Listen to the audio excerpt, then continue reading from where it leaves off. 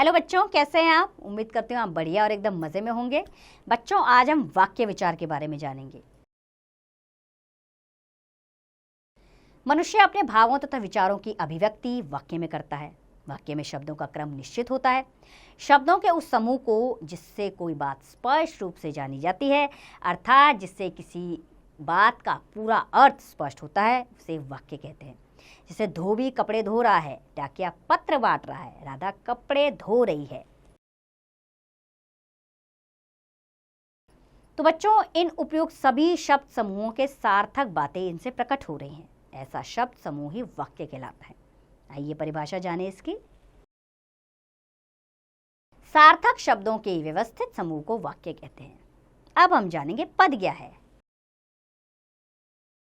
शब्द जब वाक्य में प्रयुक्त होता है तब वह पद कहलाता है। स्वतंत्र रूप से वो शब्द होता है, लेकिन जैसे ही वाक्य में आया पद कहलाया। कौन? शब्द। वाक्य में पदों का निश्चित क्रम होता है। कभी कभी एक शब्द या पद को वाक्य रूप में प्रयोग किया जाता है। जैसे तनु, सोनम तुम कहाँ जा रही हो? मोनिका, मेरठ। तो यहाँ सोनम ने केवल मेरठ कहकर उत्तर दिया है। वस्तुतः पूरा वाक्य है मैं मेरठ जा रही हूँ। मेरठ में अन्य अंश का लोप हो गया है। अतः वाक्य से आशय उस पद समूह से है जिससे कहने वाले का अभिप्राय सुनने वाले को भली प्रकार ज्ञात हो जाए। आइए वाक्य के अंग जानें। वाक्य के दो अनिवार्य अंग होते हैं। पहला है उद्देश्य, दूसरा विधेय। तो सबसे पहले पढ़ते हैं उद्देश्य क्या है। वाक्य में जिसके विषय में कुछ बताया जाए या विधान किया जाए उसे उद्देश्य कहते हैं। दूसरा है विधेय। उद्देश्य के विषय में जो कुछ कहा जाए या बताया जाए उसे विधेय कहते हैं। जैसे वाक्य है भूमि पत्र लिखती है, इसमें भूमि उद्देश्य है और विधेय क्या है? पत्र लिखती है। चिड़िया चींची कर रही है, इसमें चिड़िया उद्देश्य है और चींची कर रही है विधेय। छात्र क्रिकेट खेल रहे हैं, छात्र विधेय है और क्रिकेट खेल रहे हैं विधेय है। आइए वाक्य के भेद जानें। वाक्य भेद के दो आधार माने गए हैं। पहला है रचना या स्वरूप के आधार पर वाक्य के भेद। रचना या स्वरूप के आधार पर वाक्य के तीन प्रकार हैं। पहला है सरल वाक्य। जिस वाक्य में एक ही क्रिया हो उसे सरल या साधारण वाक्य कहते हैं। जैसे मैंने एक शेर देखा, रुचि बाजार जाती है, एक ही क्रिया,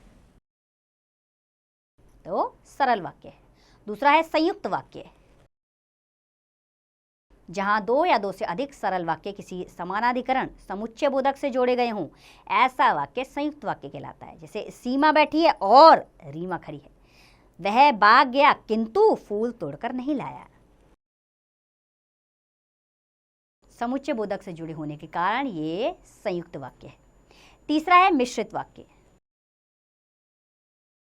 जिस वाक्य में एक ही प्रधान उपवाक्य तथा एक या अधिक आश्रित उपवाक्य हों उसे मिश्रित वाक्य कहते हैं। जैसे सभी जानते हैं कि मोहन ईमानदार है, प्रधान उपवाक्य सभी जानते हैं, आश्रित उपवाक्य कि मोहन ईमानदार है।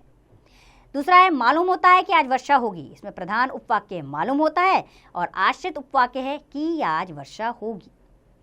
संयुक्त वाक्य समानाधिकरण समुच्चय बोधकों से जुड़े होते हैं, जबकि मिश्रित वाक्य व्यधिकरण समुच्चय बोधकों द्वारा जुड़े रहते हैं। दूसरा है अर्थ के आधार पर वाक्य के भेद। अर्थ की दृष्टि से वाक्य के निम्नलिखित 8 भेद हैं। पहला है विधानवाचक वाक्य। जिन वाक्यों में क्रिया के करने या होने का सामान्य कथन हो उन्हें विधानवाचक वाक्य कहा जाता है। जैसे गाय रंभा रही है, वैद्य बीमार को दवा दे रहा है, विधानवाचक। दूसरा है निषेधवाचक वाक्य। निषेध यानी नहीं का बोध। जिन वाक्यों में क्रिया का ना करना ना होना प्रकट हो उन्हें निषेधवाचक वाक्य कहा जाता है। जैसे रंजन ने विशाल को कॉपी नहीं दी, तुम आज मंदिर नहीं गए, नहीं है तो निषेधवाचक है। तीसरा है प्रश्नवाचक वाक्य। प्रश्न किया जाए। जिन वाक्यों में प्रश्न पूछे जाने का बोध हो उन्हें प्रश्नवाचक वाक्य कहते हैं। जैसे वह यह फूलदान किसने तोड़ा, तुम कहाँ जा रहे हो, तो प्रश्न किया जा रहा है तो प्रश्नवाचक वाक्य है। चौथा है विस्मयादि बोधक वाक्य। जिन वाक्यों में हर्ष एवं शोक घृणा आदि के भाव प्रकट हों उन्हें विस्मयादि बोधक वाक्य कहा जाता है। जैसे अरे तुम कहाँ आ गए, हाय चोरों ने हमारा सारा धन लूट लिया। विस्मयादि बोधक शब्द हैं इनमें, तो ये विस्मयादि बोधक वाक्य हैं। पांचवा है आज्ञावाचक वाक्य। जो वाक्य आज्ञा, आदेश, अनुमति, अनुरोध का बोध कराए उन्हें आज्ञावाचक वाक्य कहते हैं। जैसे कृपया आप मेरे साथ चलिए, सदा सच बोलना चाहिए। छठा है संदेहवाचक वाक्य।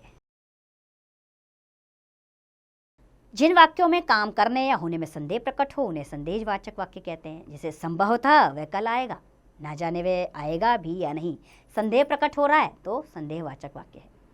सातवां है इच्छावाचक वाक्य। जिन वाक्यों में इच्छा, कामना या आशीर्वाद प्रकट हो उन्हें इच्छावाचक वाक्य कहते हैं। जैसे भगवान तुम्हें सद्बुद्धि दे, जन्मदिन की हार्दिक शुभकामनाएं, तो यहाँ पर इच्छावाचक वाक्य है। आठवां है संकेतवाचक वाक्य। जिन वाक्यों में एक क्रिया का दूसरी क्रिया पर निर्भर होने का बोध हो उन्हें संकेतवाचक वाक्य कहते हैं। जैसे कि यदि डॉक्टर समय पर आता तो मरीज को बचाया जा सकता है, यदि वर्षा होती तो फसल ना सूखती। एक क्रिया दूसरे पर निर्भर है तो संकेतवाचक वाक्य है। आइए ध्यान देने योग्य बातें जानें। शब्दों के सार्थक व व्यवस्थित क्रम को वाक्य कहते हैं। वाक्य के दो अंग उद्देश्य तथा विधेय हैं। वाक्य भेद के दो आधार माने गए हैं, रचना या स्वरूप के आधार पर वाक्य के भेद तथा अर्थ के आधार पर वाक्य के भेद। रचना के आधार पर वाक्य 3 प्रकार के होते हैं, सरल, संयुक्त तथा मिश्रित। अर्थ के आधार पर वाक्य के 8 भेद हैं, विधानवाचक, निषेधवाचक, प्रश्नवाचक, विस्मयादिबोधक, आज्ञावाचक, संदेहवाचक, इच्छावाचक व संकेतवाचक। तो उम्मीद करती हूँ बच्चों वाक्य आपको बहुत अच्छे से समझ आया होगा, इसके भेदों की जानकारी भी आपको मिली है। अब इसका अभ्यास कार्य आप स्वयं कीजिए।